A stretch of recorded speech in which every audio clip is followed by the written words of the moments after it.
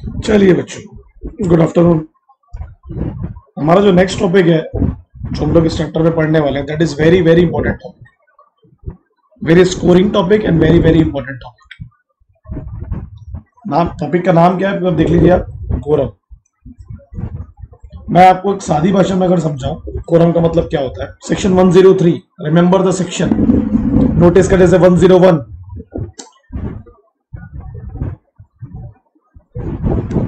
Minimum number of members, एक second, 1 second, एक second.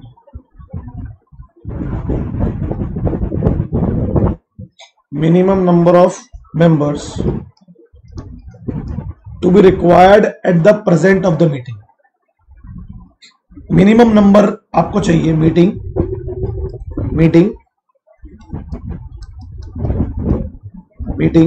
Start होने वक्त। कौन सा बोला मैंने? मीटिंग स्टार्ट होने वक्त। सिंपल है, मीटिंग स्टार्ट हो रही है तो इतने लोग मीटिंग की शुरुआत में चाहिए जिसमें हम मीटिंग को कंडक्ट कर सके। क्या लिखा है देखो ना, उसमें बड़ा सिंपल शब्द भाषा में लिखा है, present in order to create a valid meeting. अगर ये लोग नहीं होंगे तो वैलिड मीटिंग कंसिडर नहीं की जाएगी। हाँ, बोर्ड मीटिंग में अलग कोरम होता है, जनरल मीटिंग में अलग कोरम होता है ना, अलग अलग तरीके से कोरम को इंट्रोड्यूस किया गया है, बराबर है। 103 क्या बोलता है? Unless the article of the company provide for larger number. अगर आपके आर्टिकल में कोई बड़ा नंबर लिखा है कोरम का तो बात अलग होगी, नहीं तो नॉर्मली कोरम कितना होता है, इसको दिमाग में बिठा लीजिए ये दोनों पॉइंट को। कितना लिखा है? पब्लिक कंपनी में अगर उनके पास 1000 मेंबर है, 1000 से कम या 1000, तो 5 लोग कोरम का हिस्सा होंगे। ये कोरम के लोग जो हैं इनको मीटिंग चालू होने के 30 मिनट के अंदर हाजिर हो जाना है और आखिरी तक रहेंगे। प्राइवेट कंपनी है तो 2 पर्सनली प्रेजेंट रहेंगे तो चलेगा, बाकी इलेक्ट्रॉनिकली भी जुड़ सकते हैं कंपनी से। अगर 1000 और 5000 के बीच में मेंबरशिप है तो 15 कोरम होगा, और 5000 से ऊपर मेंबर है तो 30, मतलब 5, 15 और 30, ये आपकी कोरम की लिमिटेशंस है। इतने लोग आपको पर्सनली प्रेजेंट रखना होगा मीटिंग चालू होने के 30 मिनट के अंदर, जो आखिरी तक मौजूद रहे मीटिंग में। ये नहीं रहेंगे तो मीटिंग वैलिड नहीं कहलाएगा, मीटिंग वैलिड नहीं कहलाएगा। ओके, अच्छा, ये जनरल मीटिंग का कोरम है। बोर्ड मीटिंग का कोरम बहुत डिफरेंट होता है, ठीक है। ये जनरल मीटिंग का कोरम है। I repeat, this is the quorum for general meeting. अब क्या लिखा है इसमें? The term members personally present, मतलब ये वो लोग हैं जो एंटाइटल टू वोट है, जिनका 1 मैन 1 वोट का अधिकार है कंपनी में वोट करने का। बोर्ड मीटिंग का जो कोरम है, that is a very different quorum.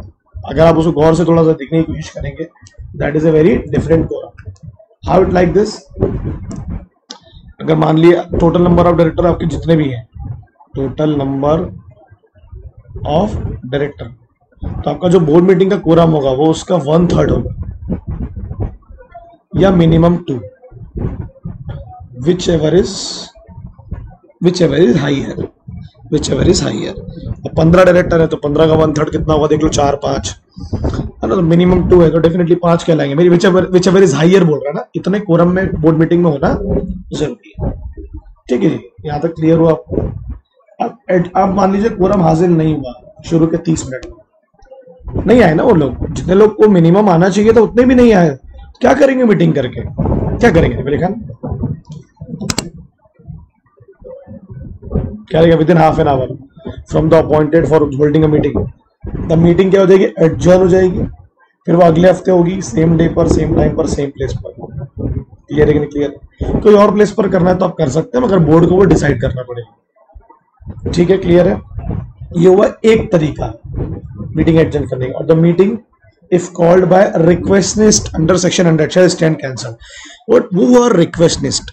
Sir ये वो लोग होते हैं जिनके पास कंपनी का 1/10 का शेयर कैपिटल है और अगर वो नॉट हैविंग शेयर कैपिटल वाली कंपनी है तो 1/10 का इनके पास में वोटिंग पावर है।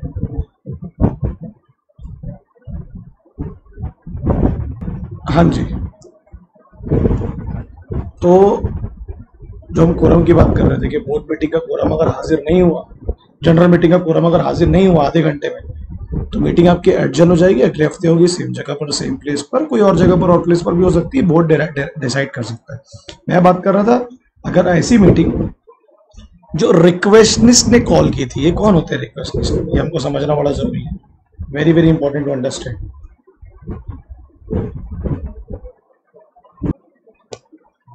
हाँ जी, तो ये वो लोग होते हैं जिनके पास कंपनी का 1/10 का शेयर कैपिटल है, ये 1/10 के वोटिंग पावर से, नॉट हैविंग शेयर कैपिटल वाली कंपनी। तो अगर इनकी बुलाई हुई मीटिंग में कोरम हाजिर नहीं हुआ तो वो कैंसल ही हो जाएगी। यहाँ तो वो एडजन की बात ही नहीं कर रहा है, कैंसल ही हो जाएगी, बराबर है, ठीक है। अब आ जाइए अब यहाँ पर रिक्वेस्ट लिस्ट कौन होते हैं, वो शेयर होल्डर, वो इन्वेस्टर जिनके पास कंपनी का 1/10 का शेयर कैपिटल या 1/10 की वोटिंग पावर्स, ठीक है जी, क्लियर है। अब क्या लिखा है इसमें, जो एडजर्न मीटिंग है, जो उसमें अगर कोई डे चेंज हो रहा है, टाइम चेंज हो रहा है, प्लेस चेंज हो रहा है, हो सकता है ना, क्या दिक्कत है उसमें, तो कंपनी को 3 दिन पहले नोटिस देना पड़ेगा मेंबर्स को, या तो इंडिविजुअली भेजो, और अगर इंडिविजुअली भेजने का समय नहीं है तो कहीं पब्लिश कर दो उस नोटिस को, कि मेंबर तक वो बात पहुंच जाए कि भैया जो एडजर्न मीटिंग में जहां होने वाली थी, या तो जो समय पे होने वाली थी, या दिन पे होने वाली थी, वो चेंज होने वाला है या चेंज हो रहा है। और एडजर्न मीटिंग में भी अगर आपका कोरम नहीं आया, ये तो बहुत एक्सट्रीम पॉसिबिलिटीज होगी ना, तो क्या लिखा है इसमें, जितने लोग होंगे उन्हीं को हम कोरम मान लेंगे। यार बार बार एडजर्न नहीं कर सकते ना, एक्सपेंसेस होते हैं, खर्चा लगता है, बराबर है कि नहीं बराबर। अब गौर से देखिए क्या बोल रहा है, प्राइवेट कंपनी का शायद क्वेश्चन है, क्या है देखते हैं। Example 6, there are 54 members of a Dicey private limited company, private limited है बच्चों, कोरम 2 होता है, भूलेंगे नहीं।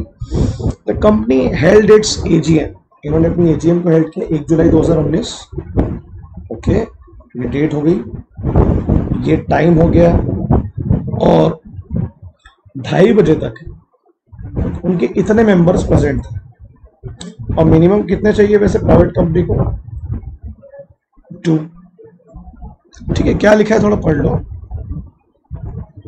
अब the chairman of the meeting proceed to initiate the meeting and pass the resolution. Comment whether the meeting took place as per the provision of Companies Act or not. अब अपन ने तो पढ़े कि इनके जो कोरम है होते हैं वो कितने होते हैं, 2 विदिन हाफ एन आवर, बराबर है कि नहीं बराबर है ना। वॉज कंप्लाइड, क्योंकि इनके तो कितने लोग मौजूद थे, 28 लोग मौजूद थे, तो इसका मतलब उन्होंने जो रूल्स एंड रेगुलेशंस थे उसका बराबर पालन किया, और वो लोग एंड तक भी रहे तो बात बनेगी, एंड तक, ऐसा नहीं कि आधा घंटा रुके और चले गए। ये एक इंपॉर्टेंट क्वेश्चन क्या है, एबी लिमिटेड मतलब पब्लिक कंपनी बच्चों, 2300 मेंबर है, 2300 मतलब 1000 से ज्यादा, बराबर है, कितना बताया था मैंने आपको, 1 से लेके 5, तो यहाँ पर कितना पढ़े थे, 15 का इनका कोरम होना चाहिए। एजीएम इनके हेल्ड हो रही बेटा 23 तारीख को 10:30 बजे, ऑन द डे 18 लोग प्रेजेंट थे, 15 मैंने बोला आपका कोरम होगा, 11 बजे तक 18 लोग आ चुके थे। चेयरमैन ने स्टार्ट किया प्रोसीड मीटिंग, उसमें कुछ स्पेशल बिजनेसेस भी डिस्कस होने वाले थे, जैसे कि अपन निकल पड़े थे, याद है कि ऐसी कोई कंपनी जहां पर KMP का या प्रमोटर का या डायरेक्टर का कोई 2% से ज्यादा का इन्वेस्टमेंट है, तो इस प्रकार की कोई कंपनी से रिलेटेड बातचीत, कोई बिजनेस से रिलेटेड बातचीत, ये होने वाली है। और ये होने वाला था इस टाइम पर डिस्कस 2:30 बजे, मीटिंग तो 10:30 बजे की थी। तो एजेंडा 1 से लेके 2 से लेके 3 तक पास्ड हो गया, बराबर, जो भी नॉर्मल डिस्कशंस थे वो हो गए। Due to some emergency 4 member को जाना पड़ा, यानी 18 में से 4 चले गए, कितने बचे, 14, यानी 15 से कम हो गए। चेयरमैन ने परमिशन ग्रांट किया उनको कि ठीक है जा सकते हैं, और हम लोगों ने फिर चौथा और 5वां रेजोल्यूशन डिस्कस किया है ना अकॉर्डिंगली, और उस पर रेजोल्यूशन पास किया रिमेनिंग मेंबर के साथ। अब वो आपसे बोल रहा है आप बताइए इन्होंने कोरम को फॉलो किया कि नहीं किया। अब ध्यान देना, शुरू के आधे घंटे में क्या आ गए थे हम लोग? सर बिल्कुल मौजूद थे, बिल्कुल मौजूद थे। अब ध्यान देंगे आप, in the above case appropriate quorum तो था, ये तो इसमें कोई बोलने की जरूरत नहीं है सेक्शन 103 के हिसाब से। जो कितना था 15 होना चाहिए, वहां थे उनके पास 18। कोरम जो था वो इस टाइम पर प्रेजेंट नहीं था। It has been held at where at the time of discussing the business the number of person is less than the quorum fixed, business can be transited shall be nullified। खत्म। तो जो 1, 2 और 3 वाला जो agenda था उस पे जो डिस्कशन हुआ, रेजोल्यूशन पास हुआ, वो सब क्या है? वैलिड है। मगर जो चौथा, और वो भी कौन सा बिजनेस है बच्चों? कौन सा बिजनेस है? Special business. कुछ ऐसे बातें हो रही हैं जो बिना कोरम के हो ही नहीं सकती, तो नो वैल्यू। नलीफाई का मतलब ही क्या होता है? Void, no value. मैंने बोला था अंत तक रहना है आपको मीटिंग में, अंत तक, शुरू से लेकर अंत तक। ठीक है जी? बोले अंत वाला दिया नहीं है तो हमने पढ़ा नहीं। मैं पढ़ा रहा हूं आपको, मैं बता रहा हूं। Chairman of the meeting, section 104, छोटे छोटे सेक्शन, काम के सेक्शन में।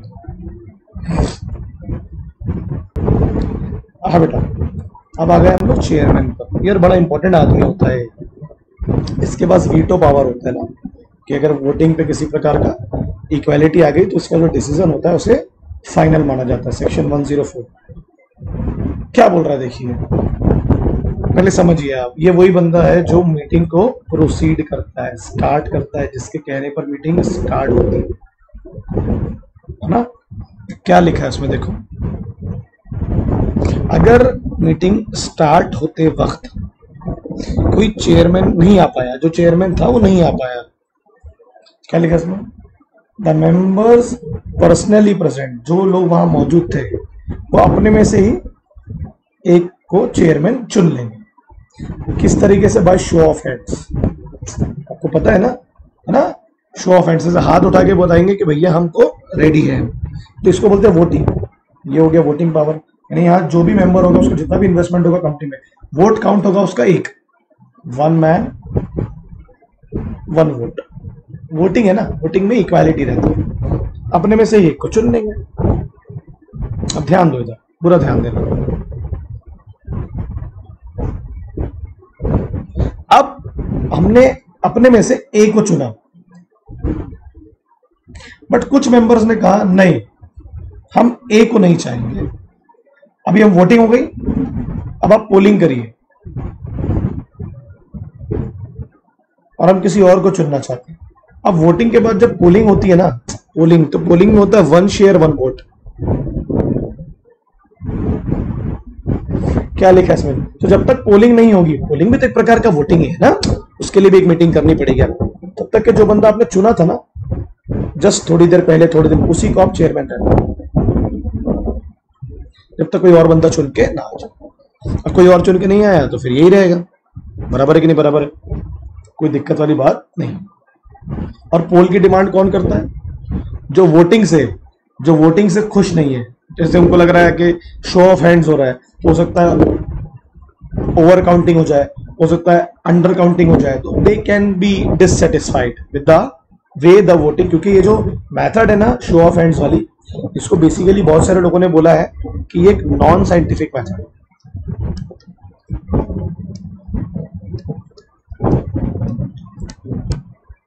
अंडर काउंटिंग हो सकती है, डबल काउंटिंग हो सकती है ना। तो फॉर एग्जांपल के तौर पर आप लोगों को समझ में आ गया।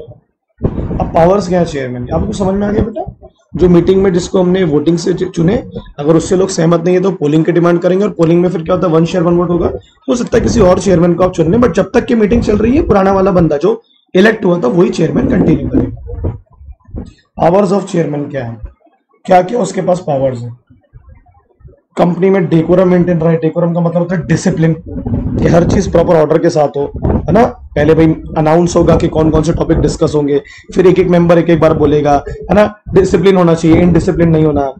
लोगों को हम पूरा मौका दे कि वो अपने किसी भी प्रकार के अगर उनके ऑब्जेक्शन है तो वो रेज कर सके। बराबर है कि नहीं? बराबर।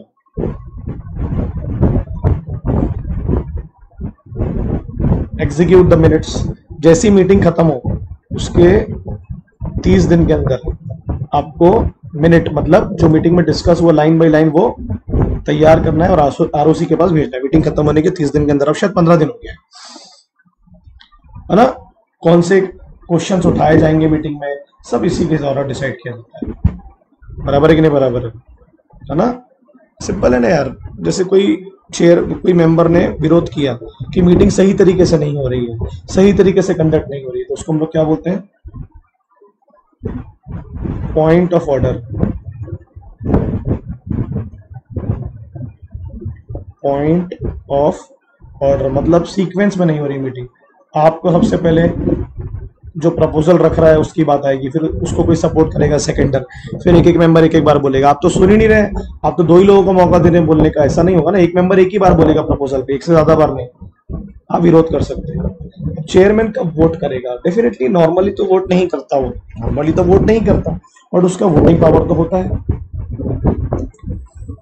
जब वोट इक्वल हो जाते हैं, उसका वोट कब आएगा, जब वोट इक्वल हो जाएंगे, इक्वालिटी ऑफ वोट्स रहेंगे। तो जब आप वीटो पावर बोला ना, जब आपको लगेगा कि अभी डिसीजन लेने की बारी है, तो तब ये वोट काउंट करेगा, उसका वोट काउंट होगा, मतलब आप बोल सकते हैं। ठीक है। और एग्जम्पशंस टू प्राइवेट कंपनी, इन लोगों को चेयरमैन के लिए जो ऊपर के रूल्स एंड रेगुलेशंस थे वो फॉलो करने की जरूरत नहीं है, अगर ये कंपनियां बराबर एनुअल रिटर्न्स और फाइनेंशियल स्टेटमेंट्स को फॉलो कर रही है। ठीक है। नेक्स्ट आ गया प्रॉक्सी 105। लाइन से सेक्शन है, लाइन से याद करेंगे। कितना आसान सेक्शन है देखो। प्रॉक्सी साफ साफ कहता है अगर मेंबर मीटिंग में नहीं जा पा रहा है, ठीक है, एनी मेंबर, हर वो मेंबर जो मीटिंग अटेंड करने के लिए, वोट करने के लिए एंटाइटल्ड है, अगर वो मीटिंग में नहीं जा पा रहा है किसी वजह से, तो क्या करेगा वो मीटिंग में जब नहीं जा पा रहा है ना, तो मीटिंग होने के 48 घंटे पहले वो एक प्रॉक्सी फॉर्म लेगा कंपनी से, उसको फिलअप करके कंपनी को सेंड कर देगा और उसमें बता देगा कि ये बंदा मेरे बिहाफ में आके, फिर से रिपीट कर रहा हूं, ये बंदा मेरे बिहाफ में आके या तो वोटिंग में हिस्सा लेगा या पोलिंग में हिस्सा लेगा, प्लस कुछ कहेगा भी। वोटिंग में जो प्रॉक्सी होता है, ही और she is not allowed to speak, 1 man 1 vote। Polling में they can allowed to speak because this is 1 share 1 vote। Proxy जो है क्या ना, वोटिंग में they are not allowed to speak except on a poll. दूसरी बात, proxy need not to be a member of the company. जरूरी नहीं है कि उस कंपनी के ही दूसरे व्यक्ति को आप अपना प्रॉक्सी बनाए। एक आपके हस्बैंड, वाइफ, भाई, बहन, जान पहचान वाला भी एक बंदा बन सकता है, ये बोलने की जरूरत नहीं है। ठीक है, कि वही कंपनी का मेंबर ही होना चाहिए ऐसा जरूरी नहीं है। अब ये बड़ा इंपॉर्टेंट सेक्शन है, इस पर जरा ध्यान दें। ये जो ऊपर का हमने सेक्शन पढ़े, not apply to a company not having a share capital वाली कंपनी में प्रॉक्सी अलाउ नहीं होते, स्पेशली सेक्शन 8 कंपनियों में, या वो क्लासेस ऑफ कंपनियां जो सेंट्रल गवर्नमेंट को लगता है, they are not allowed to open. Simple सा लॉजिक है, सरकारी कंपनी में सरकारी आदमी आए ना कि अपने ब्याह पे अपने बीवी बच्चों को भेजेगा, नहीं हो सकता ना ऐसा, बराबर है। तो कुछ कंपनियों में अलाउ नहीं है, जैसे सेक्शन 8 कंपनी में अलाउ नहीं है, वहां पर प्रॉफिट मोटिव नहीं है, वहां पर वेलफेयर की बात हो रही है, वहां पैसा लोगों के लिए खर्चा हो रहा है, वहां पर भी लिखा है नॉट अलाउड। और अगर अपॉइंट करोगे तो फिर वो वहीं का मेंबर होना है। सेक्शन 8 कंपनी में कैसा है, तो प्रॉक्सी वो वहीं का बंदा होना चाहिए, बाहर का नहीं। बाहर का व्यक्ति कैसे ओपिनियन देगा सेक्शन 8 कंपनी में, आप इमेजिन करिए ना, ट्रस्ट है, फाउंडेशन है ना। अब देखिए इसमें क्या लिखा है, एक पर्सन जो प्रॉक्सी अपॉइंट होता है किसी और के बिहाफ में, और नंबर ऑफ मेंबर्स, ये जो नंबर ऑफ मेंबर्स है, कितने लोगों के बिहाफ में वो प्रॉक्सी अपॉइंट हो सकता है, तो क्या लिखा है इसमें 50, मैक्सिमम 50।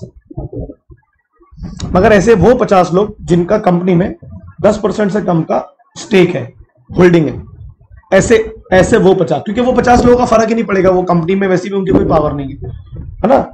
ऐसे 50 एक सेम कंपनी में भी हो सकता है, ऐसे 50 लोग जिनका कंपनी में क्या 10% से कम का इन्वेस्टमेंट है, शेयर कैपिटल।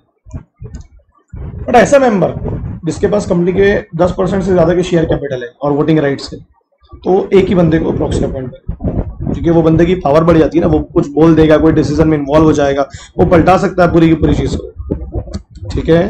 और वो जो बंदा है जो एक सिंगल बंदे के लिए अपॉइंट हुआ है, इसके पास 10% से ज्यादा का शेयर कैपिटल, वो किसी और मेंबर के लिए कहीं और प्रॉक्सी का काम नहीं कर सकता। हो सकता है ना ऐसा क्वेश्चन आ जाए, तो पूछेगा a person can be appointed proxy for the maximum number of 50%, but उनके पास 10% से कम का शेयर कैपिटल होगा, और जो 10% से ज्यादा वाले के लिए अपॉइंट होगा वो किसी और का मेंबर प्रॉक्सी नहीं बनेगा। दूसरी बात, वो एक सिंगल पर्सन होगा, मतलब आप बार बार चेंज नहीं करेंगे। जो प्रॉक्सी फॉर्म है वो आप MGT 11 में फाइल करके आरओसी के पास सबमिट कर दीजिए, कंपनी के पास सबमिट कर दीजिए। तो अपॉइंटर मतलब मेंबर, उसके लॉयर की साइन भी हो सकती है, लीगल ऑफिसर भी साइन कर सकता है, कोई दिक्कत नहीं है। अब अपॉइंटर कोई बॉडी कॉर्पोरेट है, क्योंकि बॉडी कॉर्पोरेट भी तो कंपनी के मेंबर होती है ना, तो इंस्ट्रूमेंट जो होगा मतलब उस प्रॉक्सी फॉर्म पर उसकी सील होगी, या साइंड बाय डायरेक्टर, सेक्रेटरी और ऑफिसर जो भी ऑथराइज बाय बॉडी कॉर्पोरेट। अब आरबीआई किसी मीटिंग में नहीं जा पा रहा है सेंट्रल गवर्नमेंट की, तो वो क्या करेगा, डेफिनेटली गवर्नर बोलेगा मेरे भी में डिप्यूटी गवर्नर आएगा, should be signed by the duly authorise officer ना, बॉडी कॉर्पोरेट होगा। क्या लिखा है उसमें, execution of proxy article of a company can not specify any special requirement. इसके लिए कोई अलग से सेक्शन फॉलो नहीं करना है आपको, सिर्फ इतना करना है 48 घंटे पहले आपको फॉर्म फिलअप करके भेज देना है कंपनी में। अब मान लीजिए अब मीटिंग के दिन आपका मन हुआ कि मैं आ जाऊँ, आप आ सकते हैं, कोई दिक्कत नहीं है, वो प्रॉक्सी कैंसिल हो जाएगा।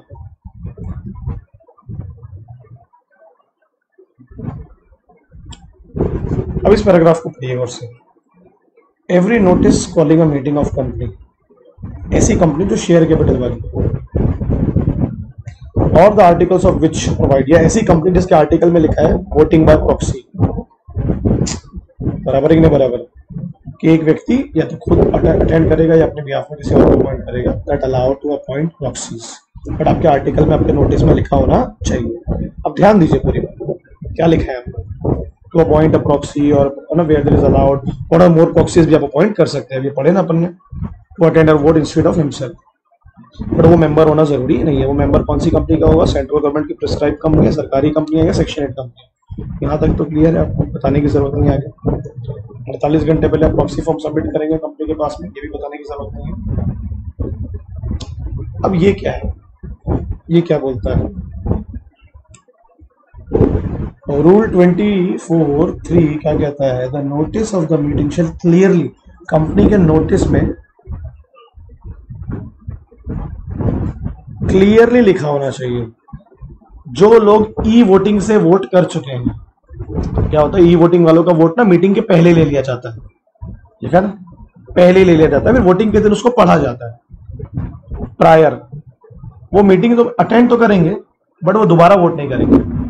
दोबारा कैसे वोट करेंगे, इवन उनका प्रॉक्सी भी आएगा तो वो भी, उसका भी वोट काउंट नहीं होगा, वो आके सिर्फ सुनेगा बात, क्योंकि वो ऑलरेडी ई वोटिंग के थ्रू अपना वोट मीटिंग के पहले कर चुके हैं, दे कांट चेंज नाउ, ठीक है। अब देखिए क्या लिखा है उसमें, मान लीजिए ए ने अपने प्रॉक्सी को अपॉइंट किया, दैट इज एक्स। अब इस एक्स की जानकारी बी को चाहिए कि भाई कौन है एक्स, मेंबर है क्या, नॉन मेंबर है क्या, है ना, वोटिंग पे पार्टिसिपेट कर रहा है कि पोलिंग पे पार्टिसिपेट कर रहा है, कितने घंटे पहले अपॉइंट हुआ है, क्या है, ये जानकारी हासिल कर सकता है, बट उसका एक टाइम पीरियड होता है। क्या लिखा है सेक्शन 1058, दैट एवरी मेंबर, हर वो मेंबर जो एंटाइटल्ड टू वोट है कंपनी में, कंपनी के किसी रेजोल्यूशन में, शेल बी एंटाइटल, उनको अधिकार है, during the period beginning 24 hours before, meeting चालू होने के 24 घंटे पहले, and ending with the conclusion of the meeting, meeting खत्म अगर हो रही है, टू इंस्पेक्ट कि कौन प्रॉक्सीज हैं, किनका नाम रखा गया था, any time during business hours. बराबर है कि नहीं बराबर है, आप उसको इंस्पेक्शन कर सकते हैं कि कौन लोग प्रॉक्सी अपॉइंटेड है, तो मीटिंग खत्म होने के वक्त एंड में, या मीटिंग चालू होने के 24 घंटे के पहले। मगर ऐसा करने के लिए, अब जैसे ये एक्स को ऐसा करना है, सॉरी एक्स को नहीं बी को, तो इसको क्या करना पड़ेगा, ऐसा करने के 3 दिन पहले कंपनी को नोटिस देना पड़ेगा कि मैं प्रॉक्सीज की जानकारी हासिल करना चाहता हूं कि किस किसने प्रॉक्सी को अपॉइंट किया है, ठीक है। ये देखिए, intention to inspect is given to the company, बराबर। अगर मीटिंग के पहले करना चाह रहा है तो डेफिनेटली 3 दिन पहले लगेंगे, और मीटिंग के एंड में करना चाह रहा है भी आपको 3 दिन पहले नोटिस देना पड़ेगा, तो आप पे डिपेंड है। आप लोग सर एंड और शुरुआत में अंतर क्या है, अंतर है ना, एंड में ये होता है ना, हमको पता चल जाता है कि कितने लोग प्रॉक्सीज के द्वारा, एंड में वोटिंग होती है ना, तो क्लियर हो जाता है कितने लोग प्रॉक्सीज, क्योंकि वोटिंग में बोलते तो है नहीं ये लोग, इनको अलाउ तो है नहीं स्पीक करने का। 24 घंटे वाला समझा आपको, 24 आवर्स पहले आप पूछ सकते हैं कौन कौन प्रॉक्सीज है, इंस्पेक्ट कर सकते हैं, बट उसके लिए 3 दिन पहले नोटिस देना पड़ेगा। तो 24 आवर्स के 3 दिन पहले, ये मीटिंग के 3 दिन पहले भी कंसिडर कर सकते हैं। और अगर ऐसा कंपनी नहीं करने देती है इसको, वही है, अधिकार तो है उसमें, 5000 की पेनल्टी कंटिन्यू रहेगी। अब देखिए ये बड़ा इंपॉर्टेंट पैराग्राफ है। If for the purpose of any meeting of company invitations to appoint as proxy as a person, एक से ज्यादा व्यक्ति अगर आप हैं, वही 10% से कम वाले ज्यादा व्यक्ति को भी अपॉइंट कर सकते हैं। अलग अलग मीटिंग के लिए अलग अलग प्रॉक्सी भी हो सकता है ना। पब्लिक कंपनी वाले अलग अलग मीटिंग के लिए अलग अलग प्रॉक्सी अपॉइंट कर सकते हैं। प्राइवेट कंपनी में हो सकता है वो एक ही व्यक्ति को बोलेगा तुम एक ही व्यक्ति को रखो प्रॉक्सी। ध्यान दीजिएगा, जो इन्विटेशंस जा रहे हैं ना, इशूड एट द कंपनी के खर्चे में जा रहे हैं। क्लियर है कि नहीं क्लियर है? So every officer of the company who knowingly issue the invitation as aforesaid or willfully authorized permit their issue shall be punishable with fine which may extend to 1 lakh rupees. ठीक है? If the purpose of any meeting of company invitations to appoint as proxy a person, है ना? आप मुझे एक बात बताइए, आप कंपनी के खर्चों पर लोगों से पूछेंगे क्या प्रॉक्सी अपॉइंट करोगे? क्या मेंबर खुद बताएगा? मेंबर खुद बताएगा ना। आप उसको क्यों याद दिला रहे हो? खर्चा करके, इनवाइट करके, पेपर एक्सपेंसेस करके, आप मत याद दिलाओ। आप क्यों इनवाइट कर रहे हो कि प्रॉक्सीज भेजो? उनको भेजना हो भेज देंगे, बराबर है कि नहीं? और वो ऊपर वाला जो पड़ेगा, इंस्पेक्शन नहीं करनी जाएगा किसको? मेंबर को। कब? ड्यूरिंग द बिजनेस आवर्स में, मीटिंग चालू होने के 24 घंटे पहले। अरे मीटिंग चालू होने के 24 घंटे पहले तो प्रॉक्सीज के वो फॉर्म को इंस्पेक्ट कर सकता है ना। प्रॉक्सीज थोड़ी ना आएंगे, प्रॉक्सीज तो मीटिंग में ही आएंगे, तो मीटिंग के अंत में देख सकता है कौन कौन प्रॉक्सी है। ऐसा अगर नहीं करने दिया गया उसको 10,000 रुपए तक का फाइन और डिफॉल्ट कंटिन्यू रहेगा, तो हर दिन का 1000 रुपए ऐड, बराबर है। 24 घंटे पहले वो फॉर्म को इंस्पेक्ट करेगा, मीटिंग खत्म होने के वक्त वो प्रॉक्सीज को इंस्पेक्ट करेगा जो वहां बैठे रहेंगे। ठीक है, खत्म हो गया। छोटा सा पोर्शन था, 3 छोटे छोटे पोर्शन पढ़े हमने, बट काम के पढ़े। ठीक है बेटा, I repeat, end of the conclusion में प्रॉक्सीज कोई लेके बैठेगा ना, और अगर उसको प्रॉक्सी फॉर्म को अगर इंस्पेक्ट करना है तो 24 घंटा पहले, क्योंकि प्रॉक्सी फॉर्म वाले कब प्रॉक्सी फॉर्म भेज देते हैं? 48 घंटे पहले, तो उसको मिल ही जाएगा। मगर इसकी अर्जी कितने दिन पहले देनी पड़ेगी उसको? मीटिंग चालू होने के 3 दिन पहले। तो अगर आप गौर से देखो, मीटिंग चालू होने के 3 दिन पहले मतलब 72 घंटे, समझ में आ रहा है? 72 घंटे पहले उसको अर्जी देनी पड़ेगी कि मुझे इंस्पेक्ट करना है प्रॉक्सी फॉर्म को या प्रॉक्सी। ठीक है, चलो खत्म हो गया। पोलिंग कोरम बड़ा इंपॉर्टेंट है, चेयरमैन। आई होप आप लोगों को समझा होगा। ठीक है बेटा, चलो बाय।